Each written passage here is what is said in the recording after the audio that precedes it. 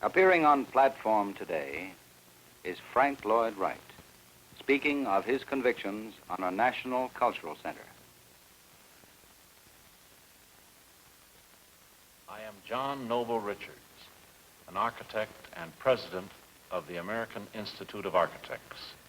On April 8, 1959, our profession and the world lost one of the truly great thinkers and creative designers of our age.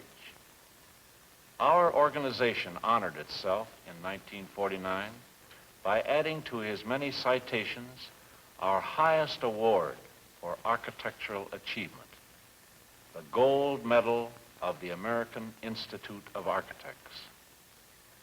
Frank Lloyd Wright was and may remain controversial in the best and most stimulating sense. His ideas and his buildings are a challenge flung into the face of our time to arouse us and move us forward. You will witness some of his characteristic, provocative candor in this interview, one of his last public appearances. The subject of this interview is the proposed new cultural center for Washington, D.C.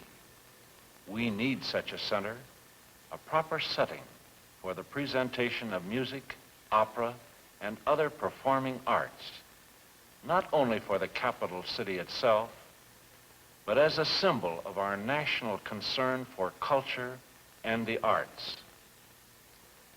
Frank Lloyd Wright also felt this need.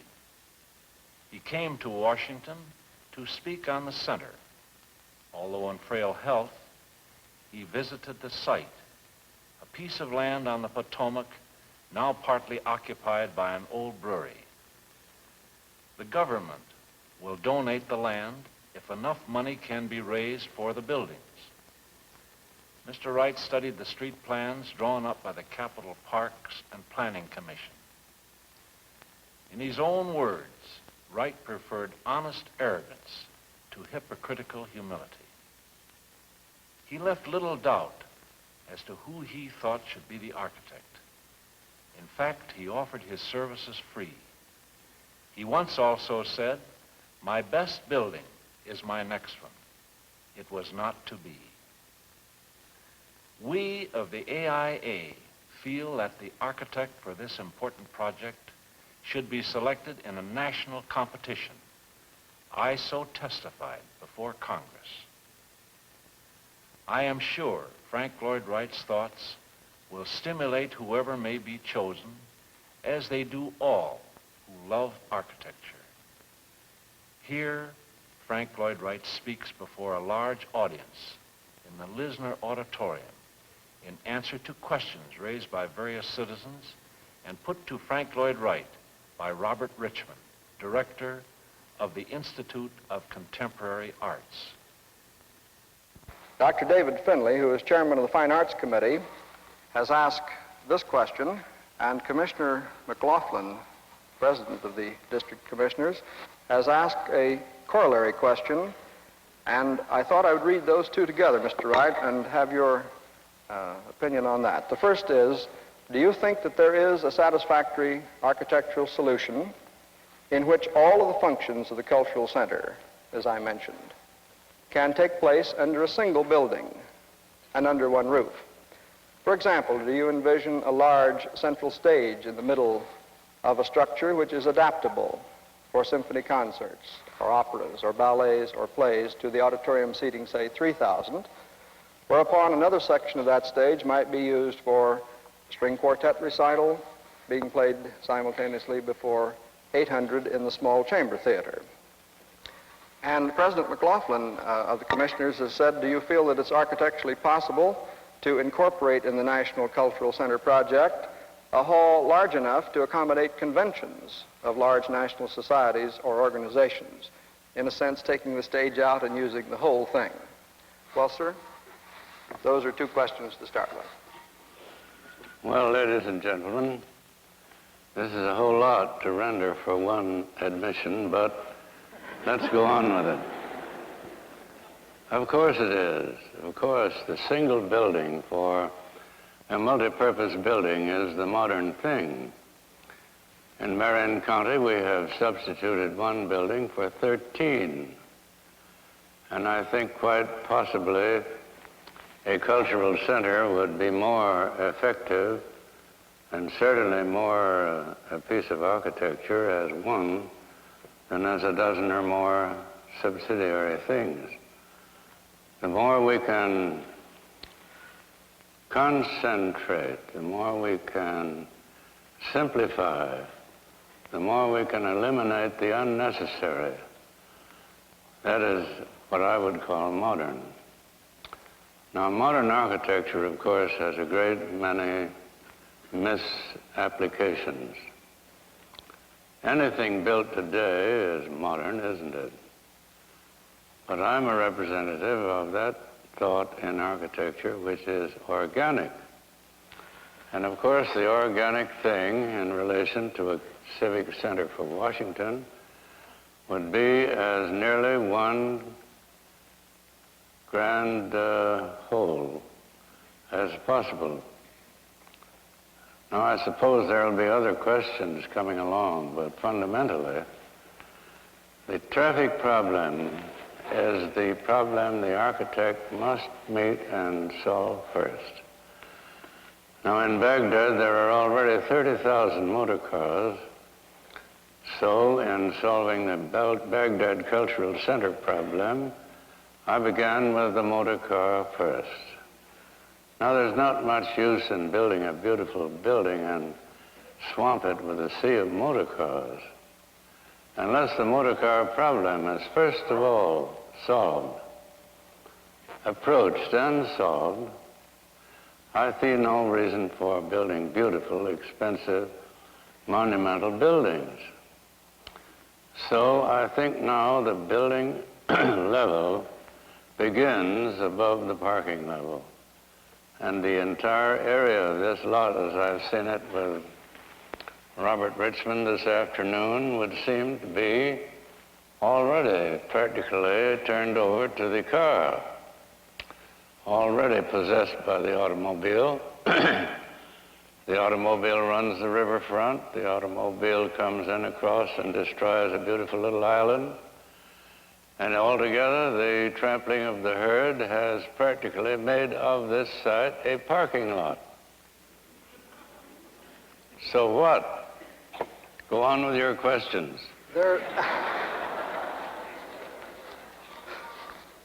Now, that Representative Frank Thompson of New Jersey, who sponsored the bill in the House, asks the question, what do you believe are the advantages of the waterfront site aesthetically for the National Cultural Center, and should that try to be incorporated into the plan? As it stands now, you remember the Parkway bounds it on the... Well, this plan would take the building over the Parkway to the waterfront, which of course should be done. Because if the building were cut off from the waterfront by a driveway with motor cars on it, it would be robbed of the greatest asset the site could give as it now stands. The building should extend to the water, and in some instances, perhaps over the water. Why not? But the concept of a noble building as a complete whole is not very simple, and it's not easy. It might readily degenerate into one of these, just one of those things, you know.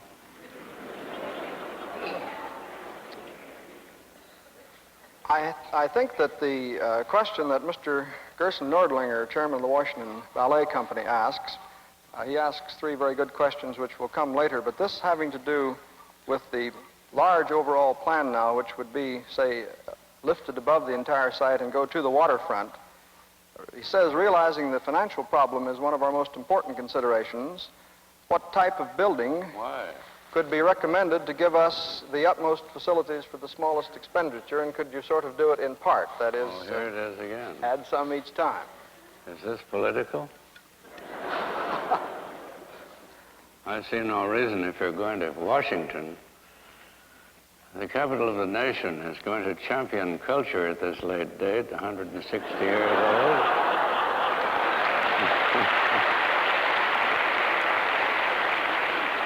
It ought to be a question of some thrifty businessman's idea of money.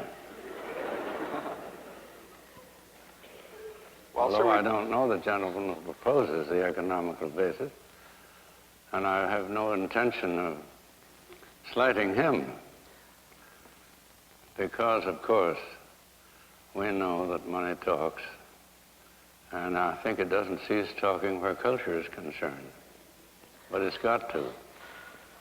Well, in this particular case, the bill calls for the funds to be raised from private sources, and it sets up this Board of Trustees. Representative Thompson says this, to point it: should President Eisenhower, who has all of the appointments to make under the National Cultural Center Act, appoint people like Andrew Mellon, who donated the Mellon Gallery, and John D. Rockefeller, who is head of the Lincoln Square project in New York City? There you have it. The National Cultural Center clearly does not add up to a federal subsidized center. You see, politically they've taken this It down. adds up to the trend of the nation, however, toward being a great big corporation, the biggest one on earth. And I don't know how you are going to raise culture in Washington, the center of the political drift and trend, to the basis where you could consider it a platform from which culture would emanate to the world under the Declaration of Independence, according to the sovereignty of the individual. You think you could?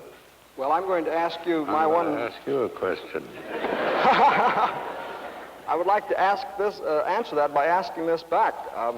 If this is conceived of in something like the Lincoln Square Center in fundraising, which has raised $35 million of their $75 million, and all from private sources, how would you square that with your remark to me day before yesterday that you felt that the government as a client in a building like this is a rather dangerous client to deal with? Well, I believe that government has no affair with culture. I think it would stay out of culture unless it can enable it. Any enabling act on the part of government toward the growth of a culture would be a welcome act on the part of government, but any interference with it should be resented. I don't believe government is capable or ever will be capable, now that the days of the aristocrat is over, and we have a new type of aristocrat, one from within outward. I think that the funds should come largely by aid of government and the will of the people who are truly interested in the continuation of the civilization of the United States.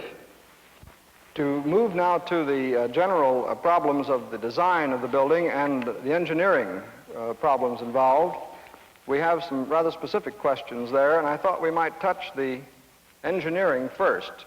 Dr. Paul Calloway, the conductor of the Washington Opera Society and of the National Cathedral Choirs, has said that we have the following needs. The stage large enough for all opera and ballet. Modern lighting and scene-shifting mechanisms which are not built on the models of New York, but look to the future. A pit large enough for an orchestra of 100 pieces. A large organ chamber located on or above the stage so that the organ could either be a solo instrument or a part of the orchestra.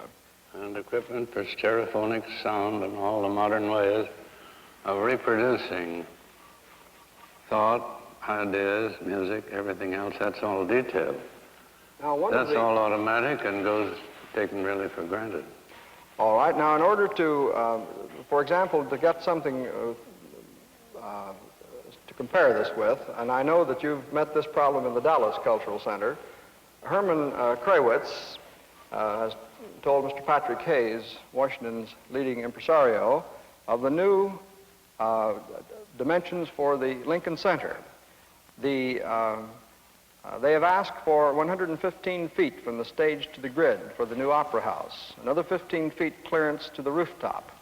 The architect, at his own option, may add 25 feet for a maximum height from the street to the top of the building of 140 feet. Well, this all seems to be envisioning the vertical use of scenery. How did you meet that problem in the Dallas Cultural Center? It's all old stuff. We threw it all out to start with about 27 years ago. I came to the conclusion that the proscenium was a thing of the past, and that to force the performance through a hole in the wall to the audience in one room and the performance in another room was all that was the matter with the drama, with the stage, with the theater. And if that were brought about, if it were brought about that the audience and the performance were sympathetically related to each other as one, and the stage equipped so that transformations of scenery could be effected in an instant, that the drama would have new life, and that's the Dallas Theater. And I think if Washington ever built a theater on the old lines, it would just serve it right, that's all. Well, what you propose might be fine for, let's say, Greek drama, be excellent for contemporary drama. What about Mozart opera, which itself was conceived behind the proscenium? Well, now, an opera house is not a theater. Well, I meant to point out, sir, that we very much want an opera house, and I was giving the opera house dimensions of the new Metropolitan. Well, the opera, of course, is pretty well standardized, and all the operas have been scenarioed, and those scenes are stored away in stock, and an opera house would have to be so devised as to use the stock stuff. So the opera house is not in the same plane or in the same case as the theater. The theater would be totally different. The opera house would be more or less standardized and more or less the old ritual. So that would take the toll of... You'd have to have that for the scenery now in existence. You'd have to have the tall proscenium. But no, not as tall as usual, because you must remember that the theater was the height of the theater, and the height of the proscenium was determined by the gallery. Now, no theater could make a living without a gallery. And up in the gallery were the 10 centers and 30 centers and so on. And they were very high up. Now, to get view of the stage, the proscenium had to be lifted high. Now, high proscenium is a very bad thing acoustically. Nothing could be worse. But it had to be high, and the scenery had to be tall. And so the old theater and the old theatrical condition made a tall proscenium and a high overhead, because when you pulled the scenery up, it had to be as high as the proscenium, above the proscenium, in order to get rid of the scenery. Well, there's the origin of the present standardized opera house and theater. The gallery, the upper regions that have to be accommodated on the stage. Now, once you eliminate from the audience, or the idea of the audience, the element of the gallery, there's no need for the tallness of the stage. There's no need for the great overhead and the tremendously expensive arrangements for scenery that were occasioned by the tall house. The Dallas Theater is not going to be tall. The proscenium of the Dallas Theater is 16 feet high, as against perhaps 60 or 40 or 30. And there is no overhead except enough for a man to walk around above and shift the scenes, such as they are, but the scenery changes. Now scenery becomes sculptural. It's in the open.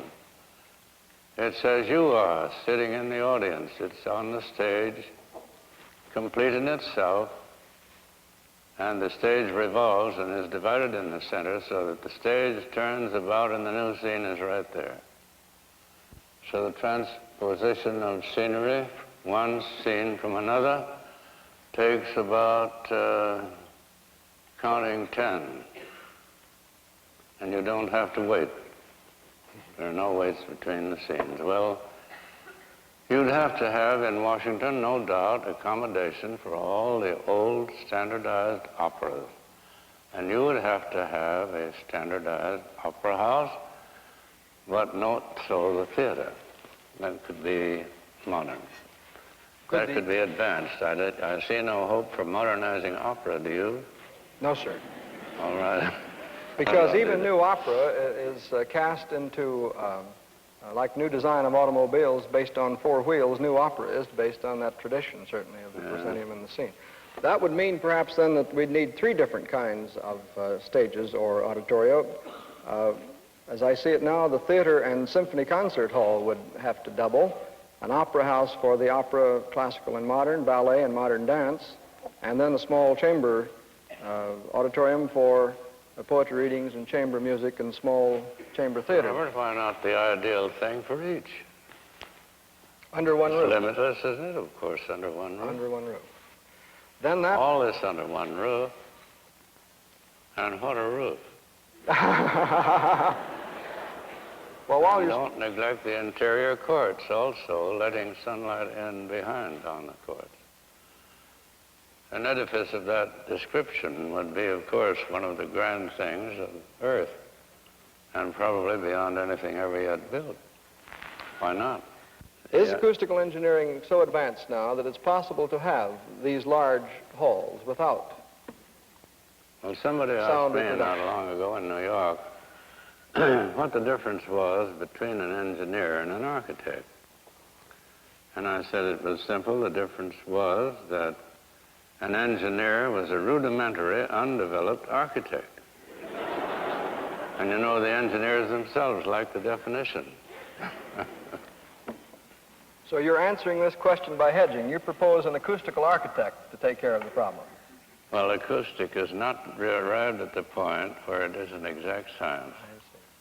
You have to have had some experience in buildings for sound in order to arrive at a good result. Dagmar Adler, who built the Chicago Auditorium, was called a great sound engineer, but he himself knew by experience what he knew, and he never had reduced it to a science, and it never yet has been done, although they profess to have done so. He never built a bad house acoustically, and Carnegie Hall in New York is one. The auditorium in Chicago was the great demonstration of his power and prowess, because even today it's the best room for opera in the world. Well, that seems to, as most of us knew, dictate the answer to the next question, but for various reasons, this does present a considerable problem. For one thing, the Fine Arts Commission has to pass on the plans. For another thing, the National Capital Planning. There would be the problem. That would be difficult, I know. Now because in a Fine Art Commission, I don't believe there would be a member who didn't know all about everything connected with the problem. And it's awfully hard to convince all people who are equally well educated about those specific details, certainly. Architecture being the blind spot of the nation, nobody who has been educated, at least, knowing what constitutes the virtue of a building. Now, how are you going to get judgment?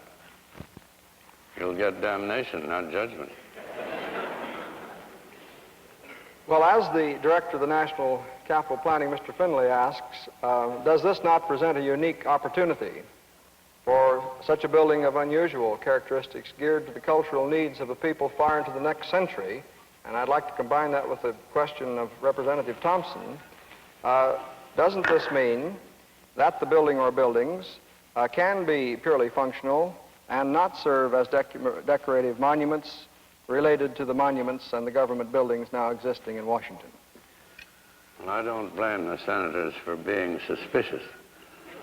I think that it would probably inevitably result in a fantastic phantasmagoria of this, that, and the other. But if it were really organic in character and designed as a whole by the study of nature and according to its nature, by someone who had studied nature to learn about architecture, it could have no such disastrous result. The study of nature is going to save architecture. It would save politics. It has saved nearly everything that human nature has committed itself to, and it would save this project. Is that a satisfactory answer? Very decidedly. I should think that just a specific question might nail that down. Is it architecturally possible to relate this building, for example, to the architecture of the Lincoln Memorial, which will be the next... It is not. The Lincoln Memorial is related to the toga and the civilization that wore it. And I think it would be absurd to try and maintain the weaknesses and follies of the old lack of culture. Now, the Lincoln Memorial is not an indication of culture. It's an indication of the lack of it. The old Capitol is not an indication of culture, although I'm in favor of preserving these old mistakes, these old evidences of the old life, in order that the new life may shine the brighter. Yes. And so forth. You know the story.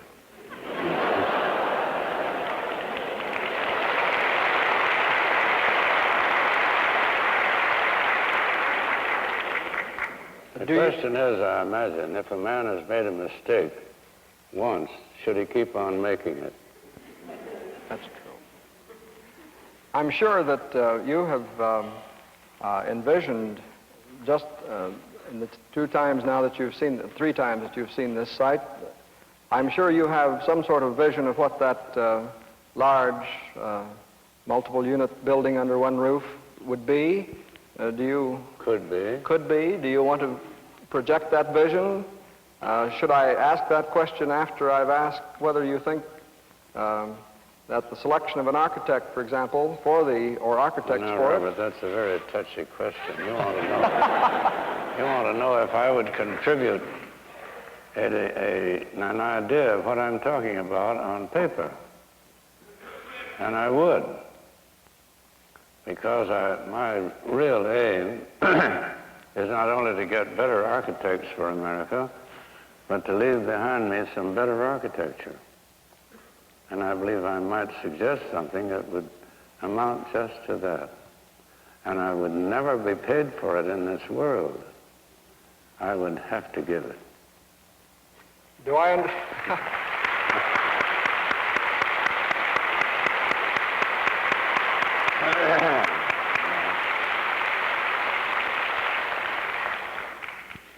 Democracy has yet to demonstrate that it can serve the beauty of life and serve the culture of the nation by backing something genuinely noble, true, and beautiful. And it hasn't done it yet.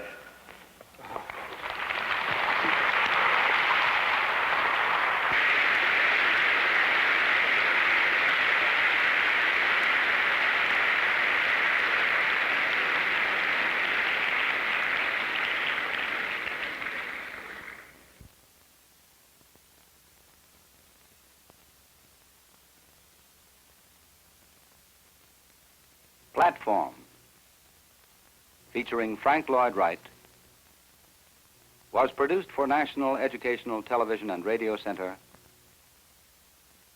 by Potomac Film Producers.